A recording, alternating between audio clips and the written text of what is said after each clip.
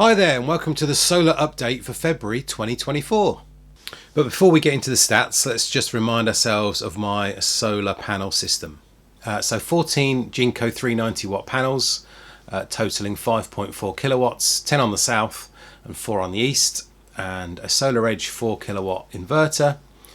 So that's the solar side. On the battery side, we've got the 3 kilowatt AC inverter and the 8 kilowatt Gen 1 Give Energy battery.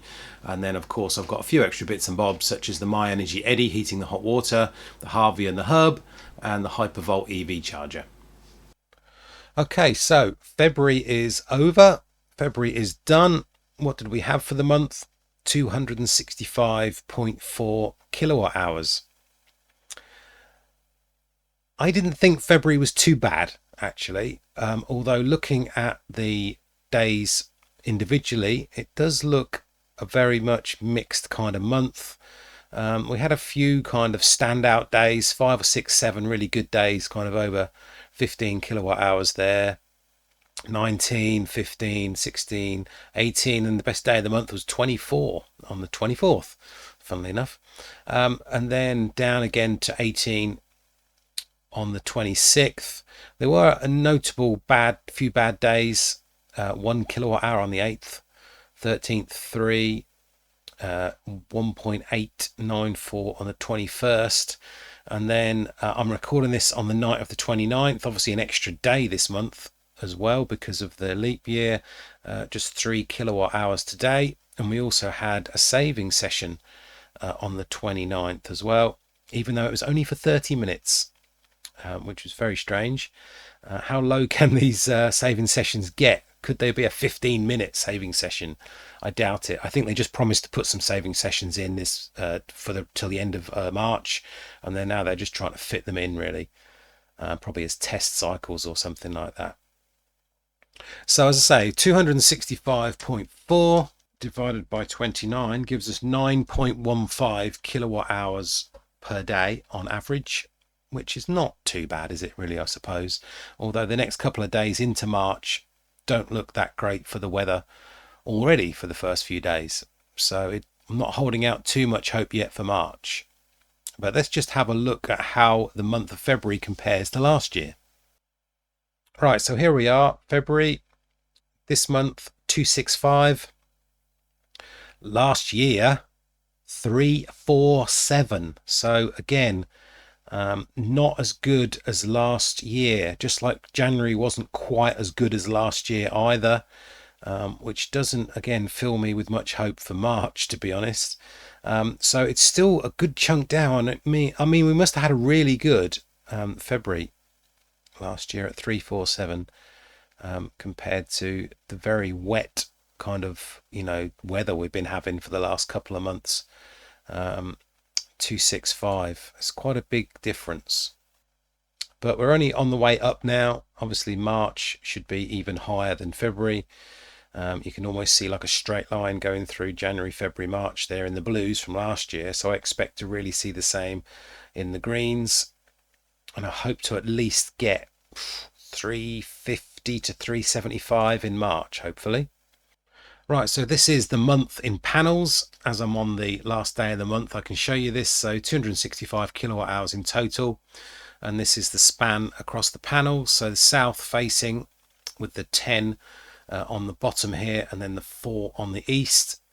So for the month on the south, we were really averaging about 20 to 21 kilowatt hours per panel, and on the east we were getting about 15, just over 15 kilowatt hours per panel in the east. So now onto the MyEnergi Eddi, which we're using to heat the hot water on every night. So this month we've used 143.7 kilowatt hours overnight on the 7.5 pence Octopus Intelligent rate, and last month we used more actually. In January we used 164.9 kilowatt hours, so a little bit less, a good kind of 20 kilowatt hours less this month. Usually you'll see 2 spikes in here during the day, or hopefully you will if there was a bit of sun during the day, because the main spike is overnight when it gets filled up between 11:30. I actually have it come on at midnight actually, until 5:30 in the morning, and then if there's some extra sun during the day, then it kind of tops it up after the morning showers, and normally keeps it then hot then for people in the evening, and then it just tops up again from midnight onwards. So we're now in the Hypervolt online dashboard.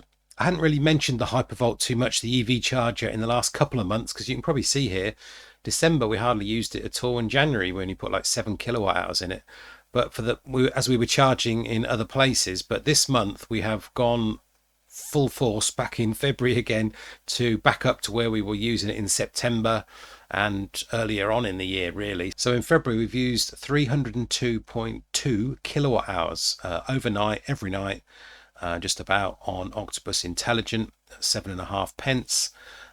We haven't been charging through solar. We've been letting that go out the door whenever we could at the export rate of 15 pence per kilowatt hour. So we've got 2 electric cars and only 1 EV charger.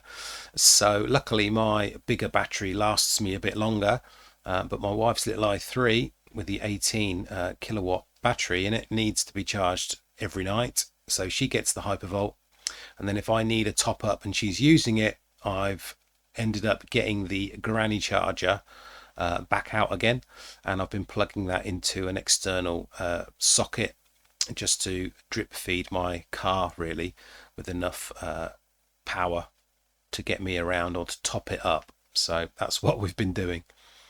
The downside of that is that I'm not recording the energy out of the plug socket for my car, although I can go into the BMW app and get that data that way, or I could possibly add on some kind of energy monitoring device into the plug socket. Probably not outside as it might get wet, but somehow inside. Although I have added a Zigbee little switch inside the outdoor socket, so I can actually trigger the socket to be on and off, but it's not energy monitoring them, unfortunately.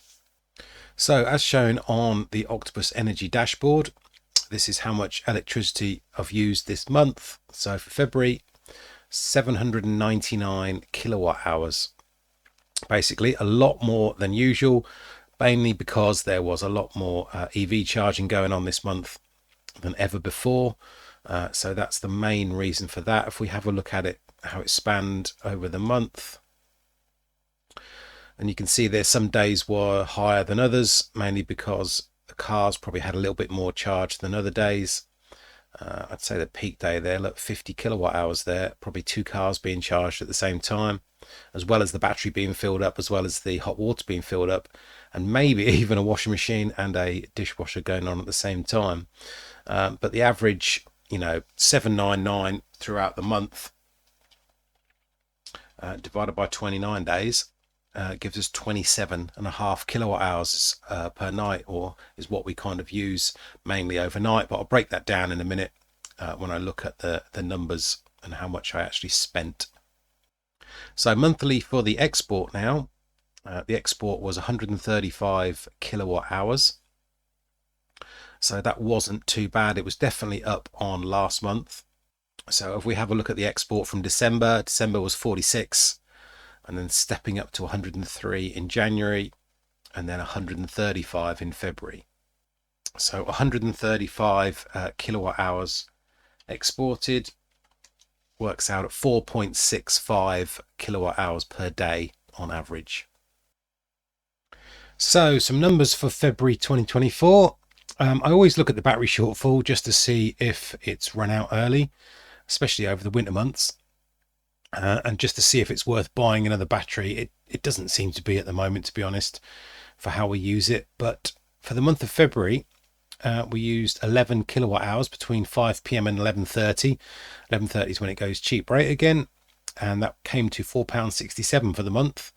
And if we remove the saving session day, obviously because we exported a little bit then, that may have made us a bit short on the battery that evening, but that was only 2 kilowatt hours anyway, and at 31 pence on the peak rate gives 66 pence. So £4 or so on the battery shortfall. But then it's not always shortfall at this time of the evening. It could just be ramping up and ramping down of the battery, as you all probably know, that you kind of do use a little bit of peak rate or some sort of mains import of electricity with your battery anyway.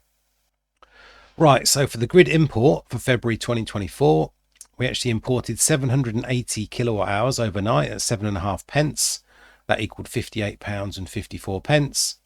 And then on the peak rate during the day, we used 18.92 kilowatt hours at 31 pence a kilowatt hour. That worked out to be £5.87. And then we exported slightly more this month at 15 pence per kilowatt hour on Octopus, and that gave us £19.90. Saving sessions, yeah, there was a few this month, but only one for Axle customers. So on the 8th of Feb, I got £3.28, but there were 3 if you were an Octopus customer. So if you were on Octopus and you were doing the saving sessions, then you had the 2nd, the 8th, and the 29th of Feb as well.